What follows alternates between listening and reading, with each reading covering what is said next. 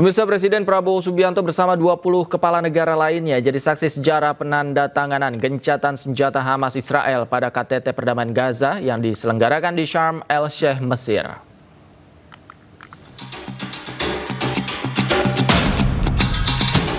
Presiden Prabowo Subianto bersama 20 pemimpin dunia mendukung perjanjian damai Gaza yang ditandatangani Presiden Amerika Serikat Donald Trump, Presiden Mesir Abdel Fattah al-Sisi, Presiden Turki Recep Tayyip Erdogan, dan Sheikh Tamim bin Hamad Al Thani di kota Sharm el-Sheikh, Mesir pada Senin sore. Presiden Donald Trump sempat menyebut nama Prabowo karena dinilai turut berperan dalam perjanjian damai Gaza. Dalam kesempatan ini, Trump memuji tuan rumah, Presiden Sisi, Emir Qatar, dan Presiden Turki Erdogan yang ia sebut sebagai orang kuat. Presiden ke-47 Amerika Serikat ini menyatakan KTT damai di Mesir berlangsung sangat baik dan berhasil menyelesaikan konflik yang telah berlangsung selama 3.000 tahun.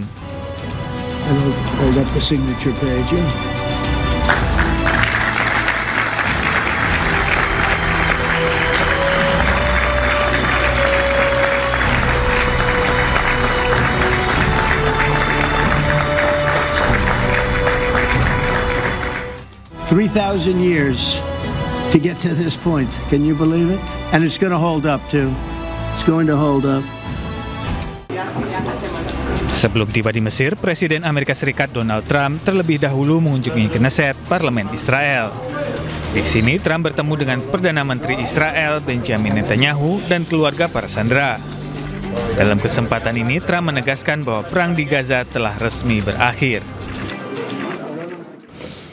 Pemirsa, kehadiran Presiden Prabowo Subianto di KTT Perdamaian Gaza mendapat pujian dari Donald Trump. Trump memuji Prabowo sebagai sosok yang luar biasa.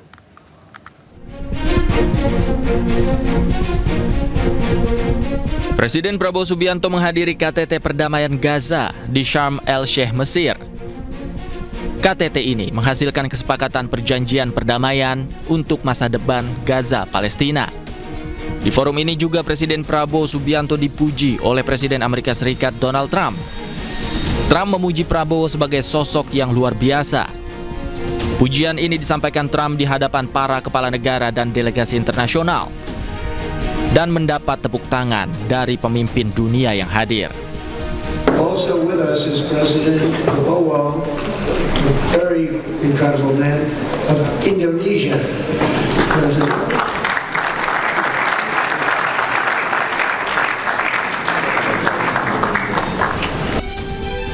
Presiden Trump juga memberikan apresiasi atas kiprah Indonesia dalam diplomasi perdamaian di Gaza, Palestina. Tim Liputan iNews melaporkan. Pemirsa, mediasi gugatan perdata senilai 125 triliun rupiah yang diajukan Subhan Palal terhadap Wakil Presiden Gibran Raka Buming Raka menemui jalan buntu. Gagalnya perdamaian dalam mediasi membuat gugatan perdata itu terus berjalan. Dari hasil mediasi disebutkan Subhan bahwa Wapres Gibran yang diwakili kuasa hukumnya menolak untuk mengabulkan tuntutan Subhan, yakni meminta maaf serta mundur dari jabatannya.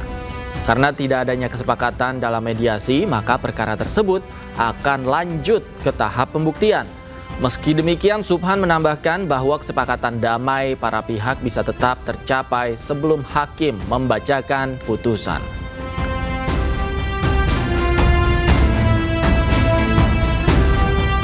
Saya menyarankan di dua persyaratan itu, satu minta maaf, kedua mundur dari jabatannya masing-masing. Tapi itu nggak bisa dipenuhi, itu aja. Dua-duanya tidak mau, Pak? Ya dua-duanya tidak memenuhi persyaratan apa yang saya... Sebelumnya, Sylvester Matutina divonis 1 tahun 6 bulan penjara atas kasus fitnah dan pencemaran nama baik Wakil Presiden ke-10 dan ke-12 Yusuf Kala pada tahun 2019.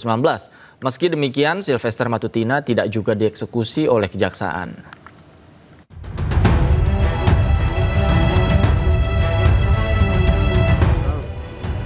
Sylvester Matutina divonis 1 tahun 6 bulan penjara atas kasus fitnah dan pencemaran nama baik Wakil Presiden ke-10 dan ke-12 Republik Indonesia Yusuf Kala pada 2019.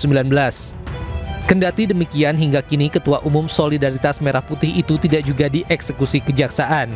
Sylvester Matutina mendaftarkan permohonan peninjauan kembali ke Pengadilan Negeri Jakarta Selatan pada Selasa 5 Agustus lalu.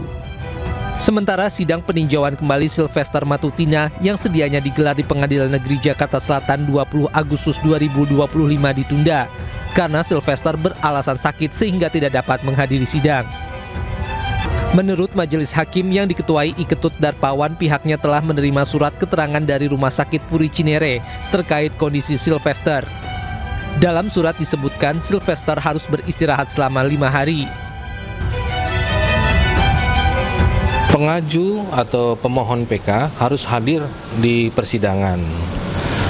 Adalah berbeda kalau yang bersangkutan sudah berada di lembaga pemasyarakatan sehingga bisa dilakukan oleh kuasa hukumnya.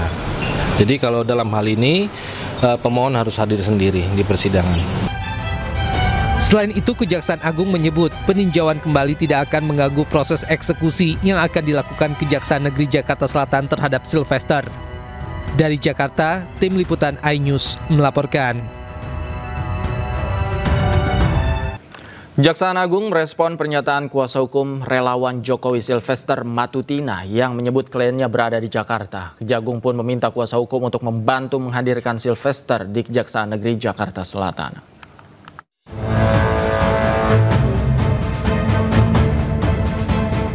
Kuasa hukum Ketua Umum Solidaritas Merah Putih Sylvester Matutina menyebut kliennya berada di Jakarta. Sebelumnya, Kejaksaan Negeri Jakarta Selatan mencari keberadaan relawan Jokowi itu untuk segera dieksekusi.